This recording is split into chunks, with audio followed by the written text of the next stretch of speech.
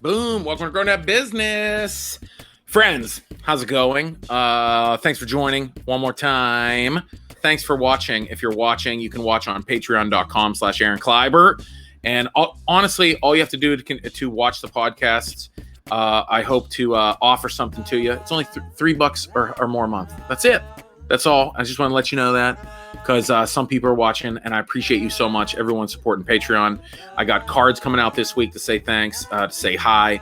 But if you join Patreon, you get things from me. I send stuff from my family. GrownDadShirts.com. If you want to check out one of our shirts, we got a couple dad shirts. Go check those out. GrownDadShirts.com.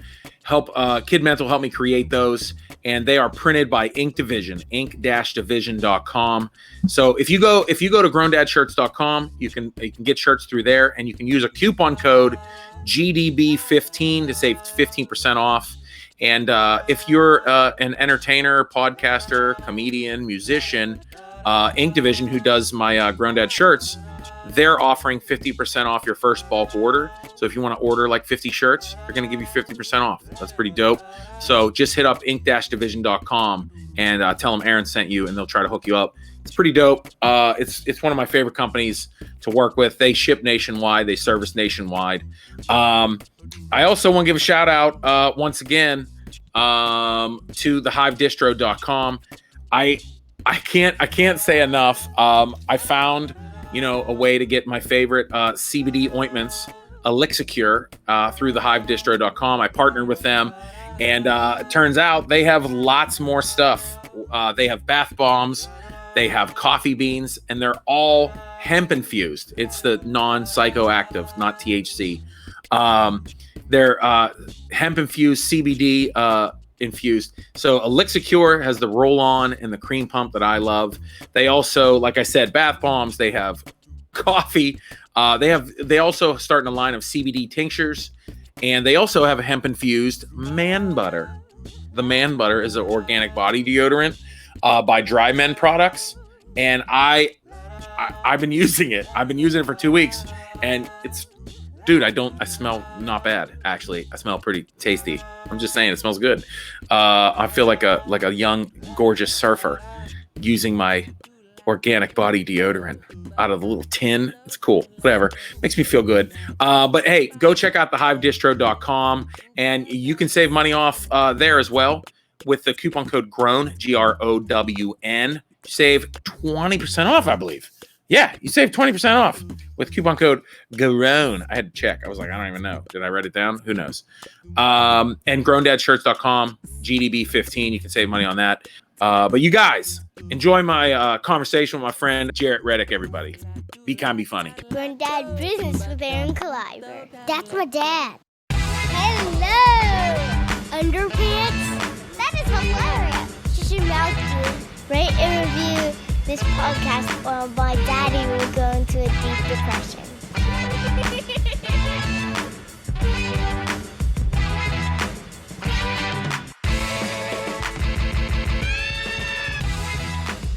Going down business with Aaron Kleiber.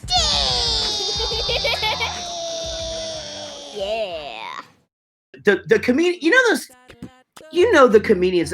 You're not like this, which is, I think, the reason why you and I are hitting it off as the way we are. But there's those comedians who have shows, so to speak, that can't allow the guest to be funny or to get a point across without them being able to exclamate that with their punchline. Oh, yeah. And so I got asked on a show, and they asked me how I got to be the voice of Chuck E. Cheese. Right. And I was going to bring that up. Ferb is one thing, but I mean, I'm the voice of Chuck E. Cheese, man. Like, to me, I'm blown away by it. Like, yeah, I was going to say, but then there's another plateau. Like, that's another thing. Literally, I have not heard, that it was the complete, what would you call it? Like the revamp of Chuck E. Cheese. That's right. Yeah. So it was like a reimagining. It wasn't like a big fat, like weird mouse, Exactly. And that's the reason. Again, that's how I got it, was the company that got the advertising for it. They were like, guys, we've got to revamp. This is old. Like, he's a scary people call him a rat, and he's not. Right. He's a mouse. Like and kids are scared of him, and he hasn't been updated, and the voice is good, but it's like not current. Right. They're like, let's make this mouse a rock star. And again, the weirdest shit, because I had the job before I ever even knew it, because you guys had seen me do improv comedy and knew that I could do things with my voice, and they knew my band, so they knew I could sing, and they were just like, this is the guy, and they were pitching me to this whole thing or whatever. So the best Chuck E. Cheese story is this: when I went into the audition, it was in May of that year, so I guess it's been 9 or 10 years ago, and I went in there, and they're like, okay, well, let's kind of read through this script. And I'm reading through that. And I'm like, can you do this? And kind of pitch it up. Obviously, I didn't have him developed yet, and so it took me a good 6 to 8 months to do that, by the way. But once I'm working on, where he's going to be in my register and sort of like what his delivery is going to be for certain things. And so I'm leaving, and they're just like, okay, well, yeah, man, we're probably not going to need you for another, 2-3 months. And I'm like, oh, okay. So when will I know if I got this or whatever? And they started laughing. I called my manager, and he goes, how'd the audition go? And I go, I just cut commercials. Like I'm him. We didn't even have a contract yet. I was just like, I guess I'm Chuck E. Cheese. Yeah, right. And he's like, oh shit, I mean, it's just, again, that is my favorite job. I mean, I love being that mouse so much. Really?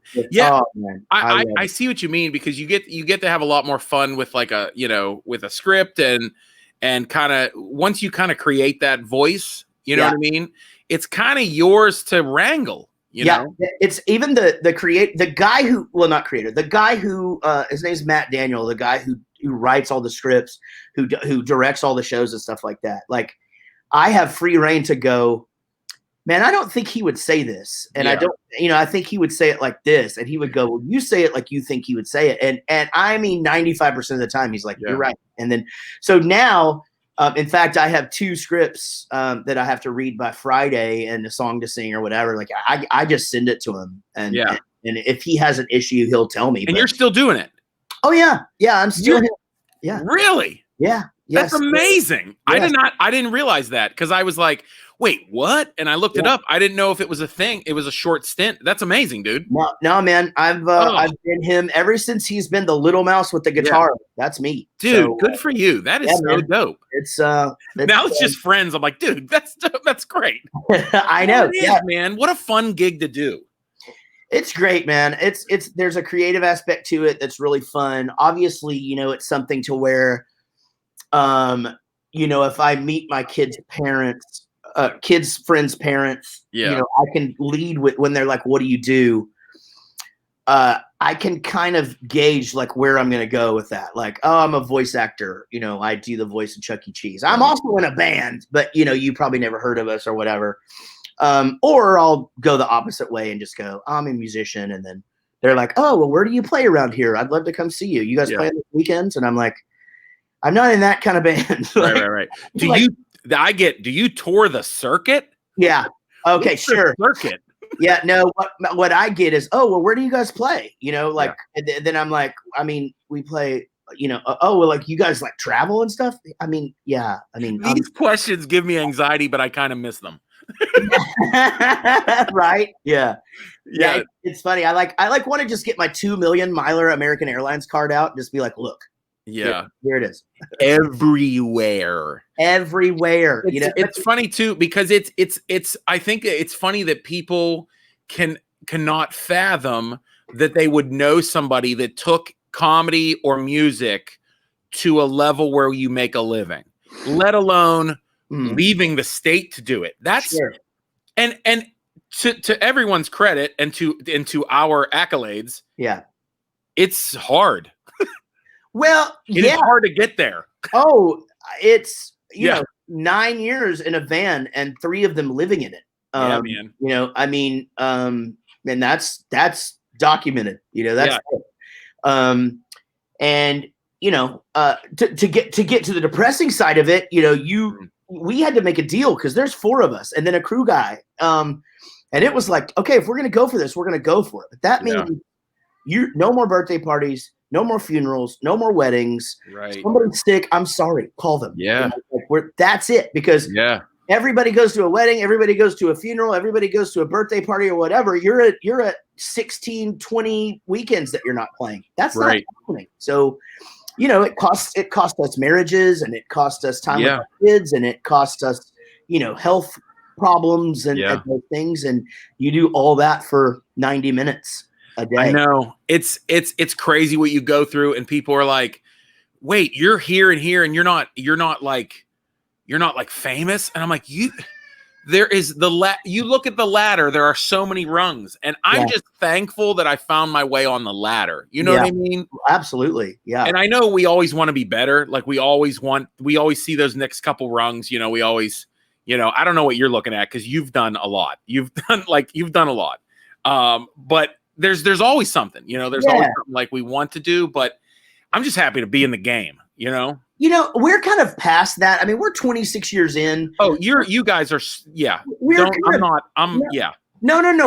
But I'm going to relate to you because you got into comedy later, and your story is, oh no, I remember the other thing. We were both entrepreneurs as kids, and then and worked, did real jobs, and I owned 3 businesses before I did this band, and I have 2 degrees as well. Yeah, me too. Let's see. It gets weird, Aaron. I know. We just don't. We're not at that point where, I mean, we kind of already. We're not ever going to have a hit again. We just don't. We don't, because you have to have those things behind you to be able to do that. Like, hit radio hits don't happen on accident. It's not like you think on the movies. Like, there's a lot of money. There's a lot of shaking hands. There's a lot of back end deals. There's a lot of shit that goes with it. There is a shitload of politics involved in it. Sure. So we've been on our own since 2009.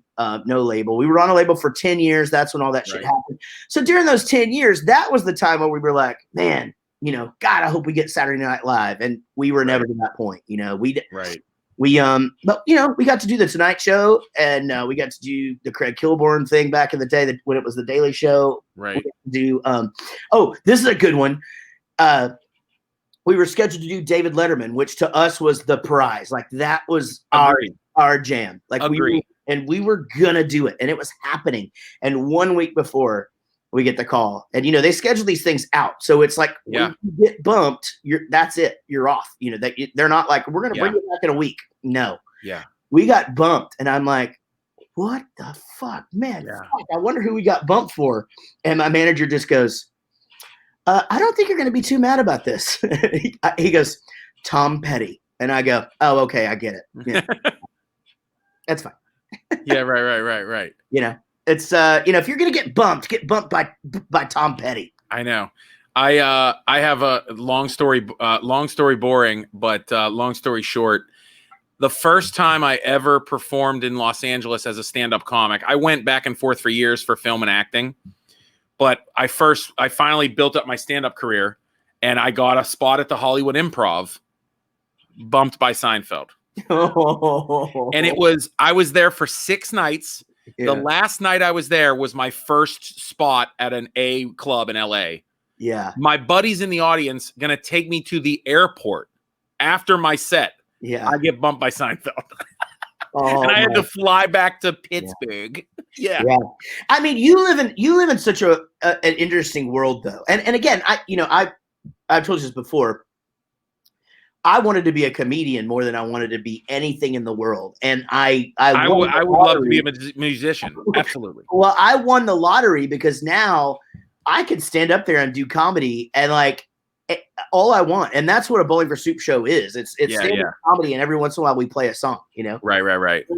But I've got people to bounce shit off of, and I can do crowd work if I want to, I mean, it's awesome. And if a joke falls flat for me, it's more funny because they're not there to hear my jokes. That's funny. Yeah. You're like, what do I know? I'm a musician. And they're like, he's right. Yeah. Here's almost. That's funny. Almost had you. Here we go. And every time that I have a joke fall flat, I'm like, I'm really a saxophone player. So yeah. But that world of like, because coming up, you know, we had to fight to get on shows and that, or just to get people to come see us. Yeah. But that world of just being in the dugout, so to speak, at a comedy club and like just waiting for your 5 minutes and just being back there with just, and comedians for the most part are just, you know, angsty, angry fuckers, you know? Yeah, we all got that somehow. Yeah.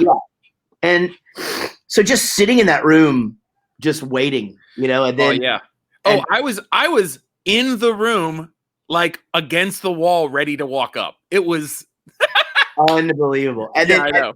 And what the club manager just comes up and is like, dude, sorry, Seinfeld just walked in and he's going up. I'll finish the story. I'll tell you the rest of the. So it was Jay Moore. Oh yeah, Jay Moore was he wanted to go up and bring Jerry up and take Jerry off stage because it's his best friend. Right. And he just stayed on stage and never brought me back up. So kind of I got bumped by Jay Moore. Kind of. Right. Yeah. He decided to not. Are they really close? No. Dude, you know what you should have done when Jay Moore came off? You should have went, I know what you think I'm gonna do. I'm not gonna freak out.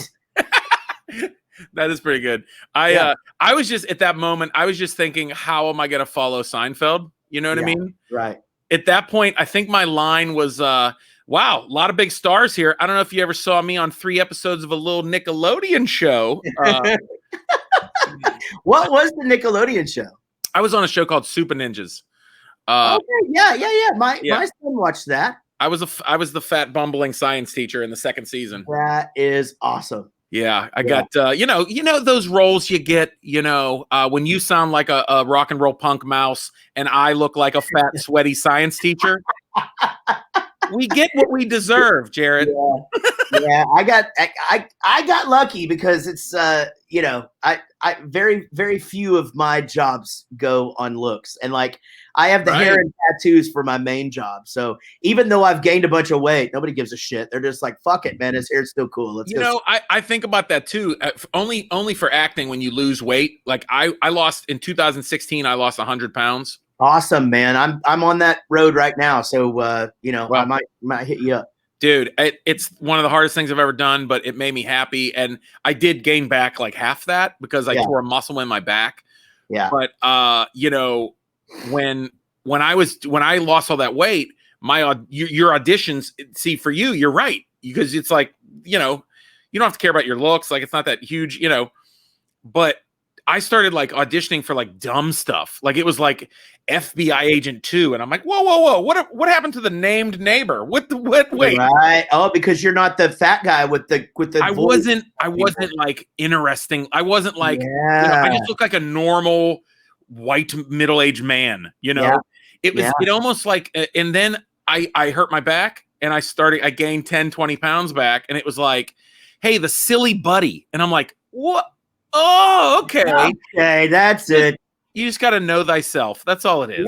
Yeah. I mean, that's the role, right? I mean, there's few Tom Hanks in the world, but you can get the, I want to kill everyone. Satan is good. Satan is about. You can get the neighbor on the Burbs. Yeah, right. Exactly. Oh man, that's very interesting. I wanted to ask you. My kids are. So how old are your kids? 17. My daughter is 17. She is gonna go into her senior year. She's basically blowing it off. She's gonna graduate in a semester. She gives 2 shits at school now. But she has a boyfriend, and she's like a unicorn. I hardly ever see her. Right. But she's lovely, and she's an awesome human being. My son Jack is 14. Oh, that was Emma. So my son Jack is 14. He again is going to be a freshman in high school. And then my 7-year-old is Everett, and he's the one that was in golf camp today. Yeah, and he is he's a whippersnapper. He, I was kind of done having. I'm 48. I was done. Both of our third kids, they're mine's Firecat, yours is whippersnapper. Yeah,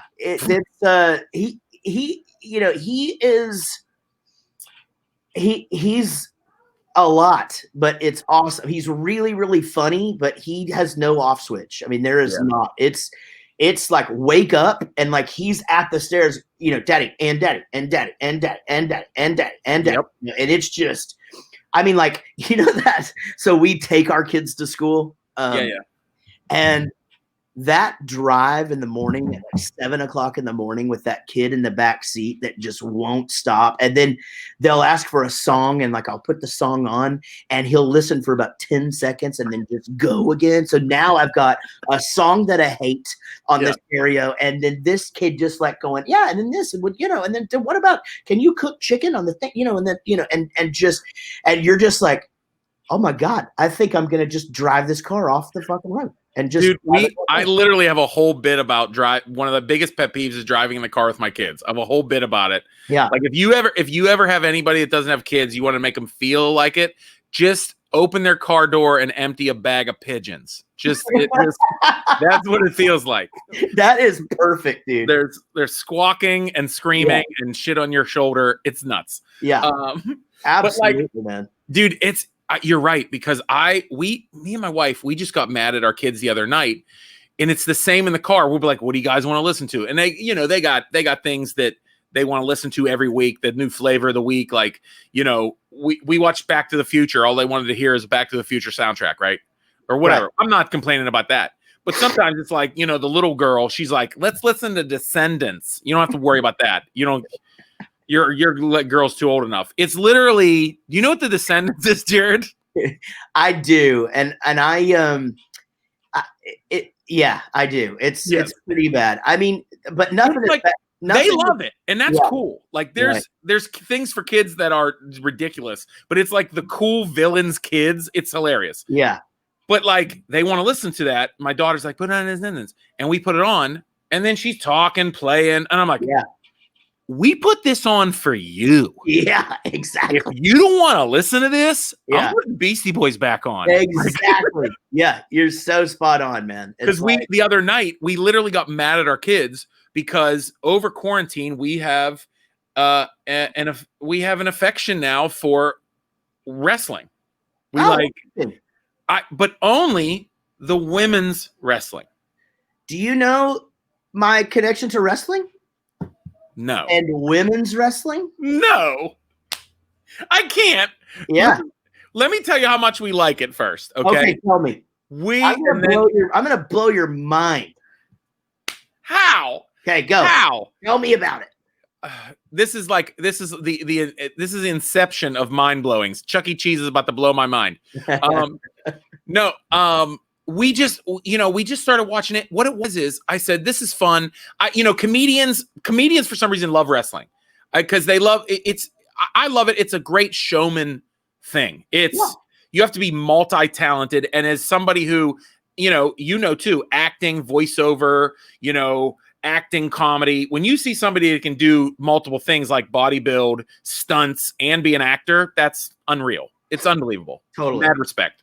But the women, my daughters, I said, let's check this out. Whatever.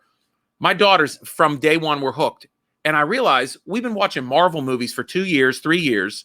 They see these live action super women who are beautiful. Mm-hmm. My daughters, they're just like, oh, look, there's 6 Wonder Woman fighting. That's what they see it as. Yeah. And they love it. And now we're in, dude. The guys come on, they boo, and we fast forward through the guys.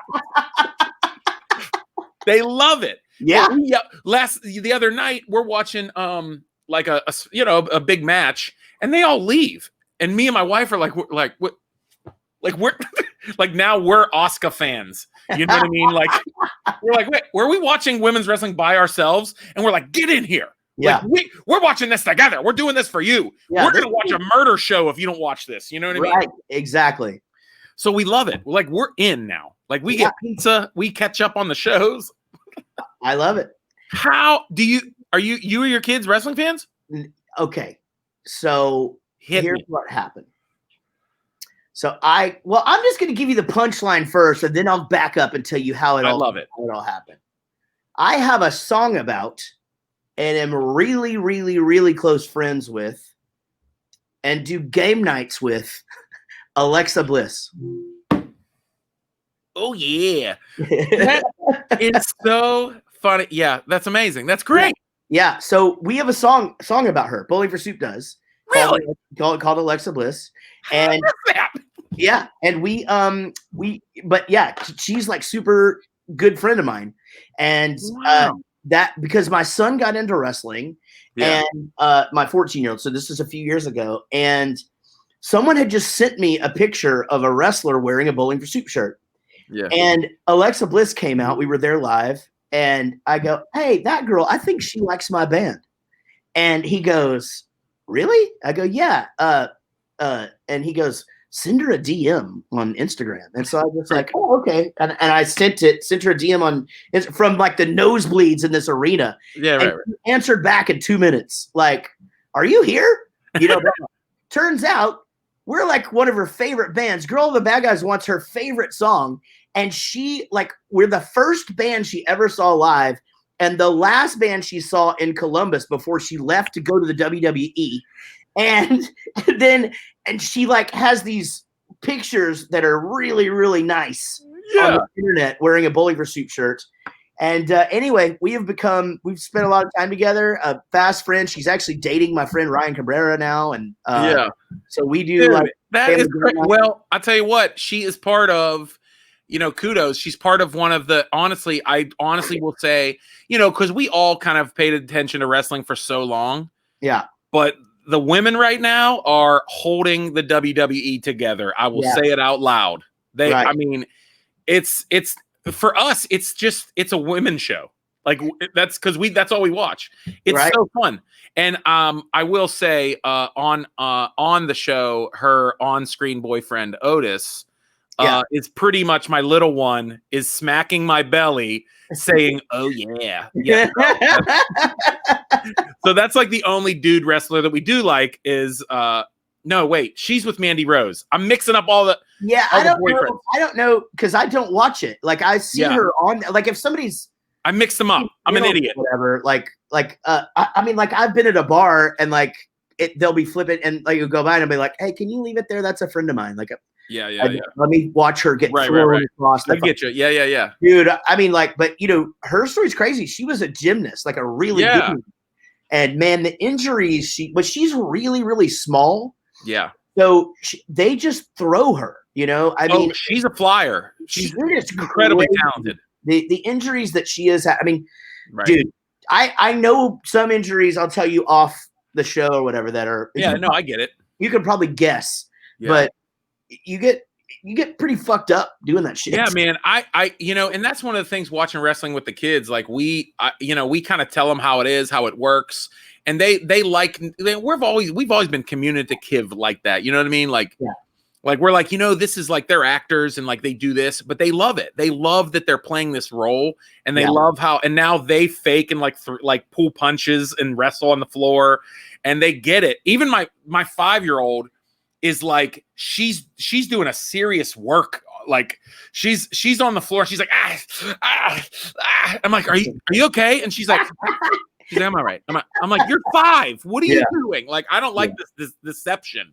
No, it's that's a whole thing. Yeah. So my older boy was into wrestling, and my younger son takes karate. Yeah. So the fights on the trampoline get really interesting. It's very much like my big brother and me. He was 5 years older than me, so he'd play nice for as long as he was into it, and then when he was done, he'd just hit me in the face and make me cry, and then he was done for the day. It's kind of the same thing.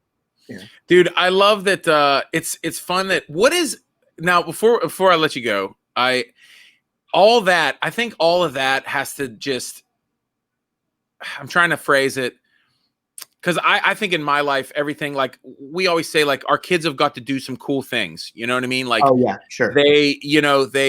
And I just think how have your kids, how has it made you and your kids better where like, you're able to do some really cool things that other kids wouldn't be able to do, but also kind of the fun things that you have. Like even your band is a fun ass positive band. Yeah, totally. How does all that art you do like affect your kids? Like there's no way they hate you. You know what I mean? Oh no, definitely not. I mean, I am dad, and there definitely are times when I've they've been bummed out. I mean, I was in Australia. Maybe I'm asking because I feel like I always have dads on that are sometimes a little older than me. So I'm like, so are we going to be okay? Like, is daddy being good, man? Going to work out? Yeah. I think, there's things that have happened. I mean, obviously I got a divorce from my two older kids' mom, they didn't like that very much. Right. And I was in Australia over my son's birthday one time, and I couldn't, that's like the one thing I've ever missed, but he will never let me forget it. Right. But I'll call this free Dippin' Dots. And here's the reason why. When I was still in just like a club band in Dallas, and Bowling for Soup started to do really well, I would start getting recognized around town. And me and my ex were just dating at the time, and we were walking through the mall.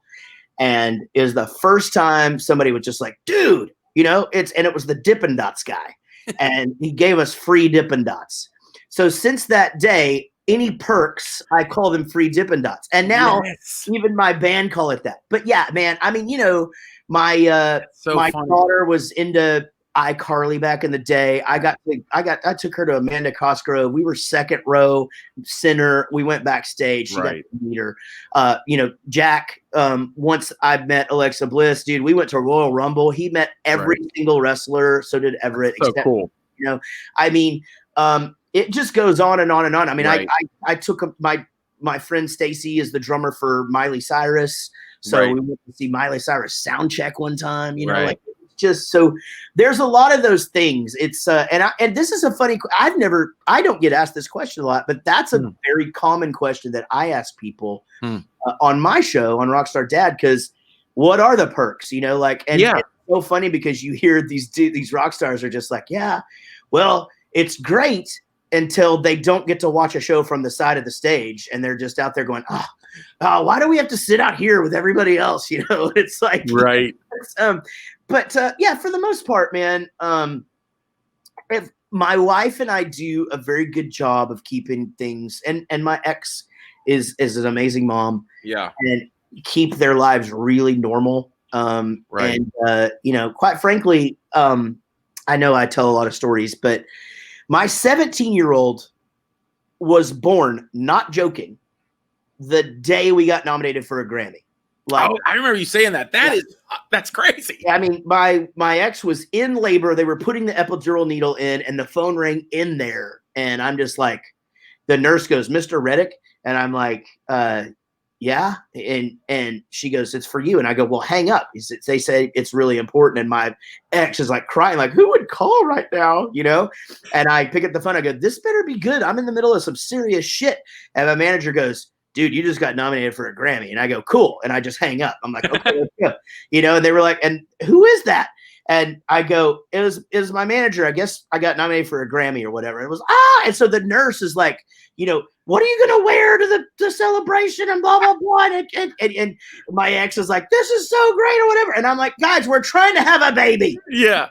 And then Phineas and Ferb came out when she was like, 1985 was a huge hit when she was like 3. Then Phineas and Ferb was her whole life. Right. She has never, ever given a thought to it just has. She doesn't use it to get her friends, nothing. My boys, on the other hand, different story. But 2 years ago, she was at school, sophomore in high school, and she comes home and she goes, Dad, so a bunch of kids were looking you up today on the internet, and they went to your Spotify. Do you know how many monthly Spotify listeners you have? And I go, yeah. And she goes, it's a lot. And I go, yeah, what is it, 4 million or something like that? And she's just like, no, it's more than that. And I'm just like, oh, okay. And for the first time, my daughter was like, you're a really big deal, Right. I mean, not all the times she's seen me on talk shows or running around. Same thing happened to me. This is going to make you laugh your ass off. My nieces, because my kids were still little then, 4 or 5 years ago. My nieces and nephews are all teenagers and graduating now, Yeah. Listen, at the dinner, we always would have Sunday dinner with my wife and her sister's family, so there's a bunch of grandkids, that was our Sundays. We miss Sundays, Yeah. But, so we did table. Oh, Aaron's doing this week. Where are you going? If I was ever home on a Sunday, I'd go to dinner. Yeah, I'd be on TV. My niece, when I got verified on Twitter. Oh, nice. That was it. Yeah. And I was like, I've been in movies. Okay. Like when I got verified on Twitter with like 5,000 followers, Yeah. she was like, "Oh my God, how did you even do that? Is that like a hack?" And I was like, I don't know. My son, I literally just got 2 or 3 weeks ago, got verified on Instagram. Yeah. And man, I have applied for that so many fucking times. Right. And finally got it. And my son, same thing. Like I can be like, dude, he completely blew his mind. Like, but you're right. But see, that's something that they can conceptualize. Like, to a kid, I like going on a talk show or whatever. I mean, I don't know. You've been in movies and TV. Like, to me, that's a pretty fucking big deal. But unless it's all still, but you still know it's still like almost nothing. Like no one knows me. I don't, but like it's a funny thing that like it is something that I guess that's how they quantify now. Likes and views. Because I spoke. My sister is she's a counselor for a school district. And, she was like, come in and talk about, they wanted people to come in and talk about like acting and comedy. I was like, it's a job. It's a real. Yeah. And these kids, they just didn't care because I didn't have 1 million subscribers on YouTube. Yeah. Like they're like, you only have like 1,000 subscribers on YouTube. Why are you talking to us? And I was like, oh, that's not a viable job. Do you want to do that? And like 60% of the kids are like, I want to be famous on YouTube. And I'm like, have fun sitting in your computer 8 hours a day because that's what you're doing. Right. Yeah. I mean, but no, I guess this is like part of like dad advice. It's like, yeah, we're going to be all right. Like. Absolutely. It's funny. You got to watch this documentary called Gamer. If you've never seen it. But like, so, things change for us, like as dads or whatever. We talk about this a lot. We talk about college and like whether or not that's a thing anymore or whatever. I have to convince an ex-wife and a current wife that I don't think that it is. I think, if you want to go for something like teaching or being a doctor, that's one thing. But if you just don't know what you want to do in life, you're wasting your fucking time. I got a lot of school loans, bro. Exactly. And just the fact that, you could just get so much experience in the world and you could always go back to school if you make that decision. Right. But,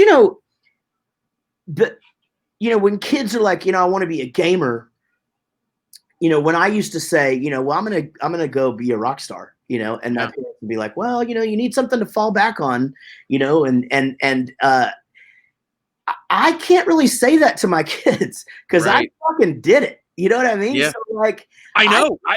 I've said that too. Yeah, like somebody. My son said he wants to be a comedian. Yeah, you can't go. Oh man, that's a hard world out there. You'll never be able to make a living at it because you do. If you followed your dreams and you tell your kids they can't. Yeah, exactly. Like so the thing is that my kid. My 14-year-old, he plays a sport for a season. He hates it. He's played every single sport. He's good at all of them, but he doesn't want to commit because he hates practices. Right. He tried to play drums for a while. He didn't like going to. He doesn't like practicing. He was going to be a gamer. He was going to be a YouTuber or whatever. Right. I don't ever discourage any of that. He wants to be a YouTuber. I put a spot in his room where I whack into the walls and bought him the lights. Do it. And all that shit. Do it. If you're going to do it, do it. And the same as with the gamer thing too, because man, you just need to know what the amount of work that you need to put into this too, but that show Gamer, the reason why I said it, it's not something to scare your kids with. It's something because it's this crazy insight into what their lives are like. Right. Dude, it ain't, I mean, those guys, they train. That's a tough life, man. It really is. I always bring up the whole YouTube thing as not as your son, you know what I mean? But like the whole YouTube thing, like my nephew wanted to do it, he's like, I want to, do gaming on YouTube and stuff like that. And I'm sure you're friends with a couple YouTubers, you meet some of these people, it is their 80-hour-a-week business or more. Yeah. Yeah. or more. I mean, that 2-minute video, it's 8 hours, 10 hours of work. Yeah. I mean, it's the biggest YouTubers are dudes that like fucking fill their entire house up with play balls or whatever. And it's right. Fucking long. It's a lot of the whole technical side. And I think you see it too. Like if you've ever done any kind of filmmaking, you're like, oh, I know what they're doing. It is not easy because we've tried it. We'll try to make videos. Sure. And you're like, this shit takes forever. It takes forever. Yeah, it really. Man, it's like anything. Hit the gym, right? You're just hitting a speed bag. You're playing in bars. It's just a different profession. Again, fight for that 5 minutes, and that's the thing too is, I think for our generation, like somebody saying, I'm going to be a YouTuber. Okay, that's fine.